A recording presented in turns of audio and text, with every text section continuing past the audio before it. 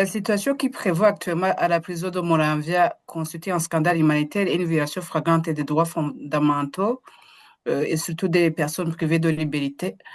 Apprendre que l'eau destinée à la cuisine est épuisée dans les marais, impropre à la consommation et pendant que l'approvisionnement officiel est interrompu, est inacceptable dans un État qui se réclame de respect de la dignité humaine. Rappelons que la surpopulation carcérale est estimée à 857 prisonniers pour une capacité d'accueil de 100 places, ce qui aggrave encore cette crise et transforme cet établissement pénitentiaire en véritable bombe sanitaire. Le droit à l'eau potable pour les prisonniers n'est pas un privilège, encore moins une faveur accordée aux détenus. Il s'agit d'un droit fondamental protégé par la Constitution et par les règles minimales des Nations Unies pour le traitement des personnes privées de liberté. Et ces règles sont communément appelées règles Mandela.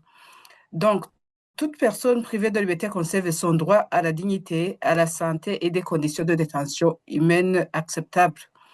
L'administration pénitentiaire a une obligation légale et morale de garantir ces droits sans condition. Permettre ou tolérer que des détenus consomment de l'eau insalubre constitue une mise en danger manifeste de leur vie et peut s'apparenter à un mauvais traitement cruel, inhumain ou dégradant. L'argument des contraintes logistiques ou budgétaires ne saurait justifier une telle négligence.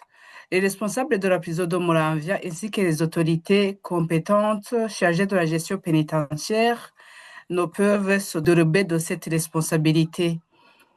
ACAT Burundi dénonce fermement cette situation et appelle les autorités à agir immédiatement pour établir l'approvisionnement en eau potable, déployer des mesures sanitaires d'urgence et garantir la protection effective de la santé des détenus. La privation d'eau potable à Milieu-Kassai n'est pas une simple défaillance administrative, c'est une atteinte directe à la dignité humaine et à l'état de droit. L'État a l'obligation d'assurer que les lieux de détention ne deviennent pas des espaces d'abandon et de souffrance.